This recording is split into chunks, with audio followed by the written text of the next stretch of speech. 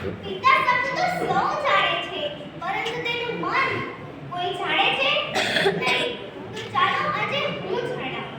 પિતા એટલે જે મકાનને ટકાવી રાખવા માટે મજબૂત પાયાની જરૂર પડે છે, તે જ પ્રમાણે એક સુંદર પરિવારને ટકાવી રાખવા સાહેબ એક પિતાની જરૂર પડે છે.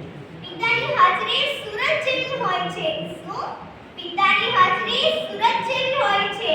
સૂરજ ગરમ જરૂર થાય છે, પણ જો એ ના હોય ને તો અંધકાર છવાઈ જાય છે. પણ જો એ ના હોય ને તો અંધકાર છવાઈ જાય છે. એક એવી કહેવત છે કે ઘોડે ચડતો માપ વર્જે, પણ છાણા મળતી માં ન મળતી. પણ ફક્ત હું તમને એટલું જ કહેવા માંગુ છું કે તમે એકવાર એ બાળક પાસેથી જાણીતું જોજો કે જે બાળકે પોતાના પિતાને ગુમાવ્યા છે, પોતાના પિતાનો પ્રેમ મળ્યો નથી, એ બાળકને એકવાર પૂછી તો જોજો કે જીવનમાં પિતાનું મૂલ્ય શું હોય છે. એક વાત છે સાહેબ, જ્યારે તું નાનો હતો, પાપા પગલી ભરતો હતો, ચાલતો ચાલતો પડી જતો, ત્યારે મનમાં એક જ વિચાર આવતો કે પપ્પા છે ને. જ્યારે તું સ્કૂલે જતો, છોડવા આવેલા પપ્પાને પાછો વળી ટાટા કહેતો, ત્યારે મનમાં એક જ વિચાર આવતો કે પપ્પા છે ને. જ્યારે તું મોટો થયો, કોલેજ જતો કે કોઈ મોજ મસ્તી કરતો કે કોઈ મૂંઝવણ અનુભવતો, ત્યારે મનમાં એક જ વિચાર આવતો કે પપ્પા છે ને. પણ તારા લગ્ન બાદ તારી પત્નીના કહેવાથી તારા પપ્પાને વૃદ્ધાશ્રમમાં મૂકતા પહેલા તને એ વિચાર કેમ ન આવ્યો કે પપ્પા છે ને. અહીં બેઠેલ તમામને મારી એક જ વિનંતી છે કે તમે તમારા માતા કે પિતાને ક્યારે વૃદ્ધાશ્રમમાં ના મૂકતા, કેમ કે એ છે ને ત્યારે તમે છો, તેના વગર તમારું કોઈ અસ્તિત્વ જ નથી. અને છતાં પણ જો તમારે જાણવું જોઈએ ને સાહેબ કે પિતા વગર તમારી ઓકાત શું છે, એક વખત તમારી શેરીમાં તમારા પિતા જોડે આટો મારજો અને એક દિવસ એકલા આટા મારવા જજો.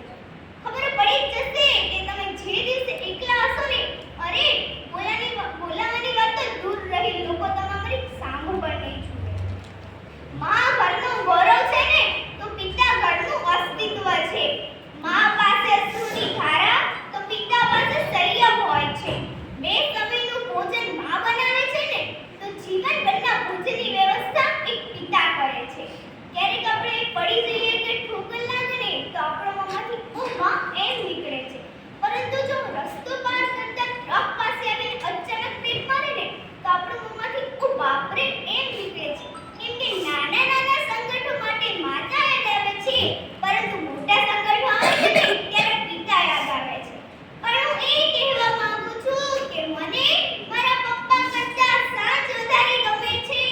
મને મારા પપ્પા કરતા સાંજ વધારે ગમે છે, કેમ કે પપ્પા તો મારી માટે ફક્ત સારા રમકડા જ લાવે છે, જ્યારે આ સાંજ તો મારા પપ્પાને લઈને આવે છે. જ્યારે આ સાંજ તો મારા પપ્પાને લઈને આવે છે. પિતા એક એવી વ્યક્તિ હોય છે કે જેના પડછાયામાં દીકરીઓ રાજ કરે છે. બાપ એ હસ્તી હોય છે સાહેબ કે જેના પગરખાથી પણ તેની દીકરીને પ્રેમ હોય છે. જો માઇક એવી બેંક હોય કે જ્યાં તમે તમારા બધા જ દુઃખ જમા કરાવી શકતા હોય, તો હું કહું છું કે પિતા એક એવો ક્રેડિટ કાર્ડ છે જે બેલેન્સ ન હોવા છતાં તમને ખુશીઓ અઢળક મળે છે. અરે હું તો પિતા વિશે કહું તેટલું ઓછું છે, તેની માટે તો મને શબ્દો ભળે. પણ સમયની મર્યાદાને ધ્યાનમાં રાખીને એક છેલ્લી પંક્તિ કહીને મારી વાણીને હું વિરામ આપીશ કે થાક ઘણો હતો ચહેરા પર, પણ અનહદ પરિશ્રમ કરતા જોયા છે. થાક ઘણો હતો ચહેરા પર, પણ અનહદ પરિશ્રમ કરતા જોયા છે. આંખમાં ઊંઘ હતી ઘણી, છતાં પણ જીવતામાં જાગતા જોયા છે. તકલીફો ચારે બાજુથી હતી, પણ એકલા હાથે લડતા જોયા છે. કોઈને તકલીફ ઓળખતા ન હતા, પણ અડધી રાત્રે જાગી ખુલ્લી આંખે અમારા ભવિષ્યના સપના સજાવતા જોયા છે. કાંઈ ભેગી કરી અમારી ખુશી ખરીદતા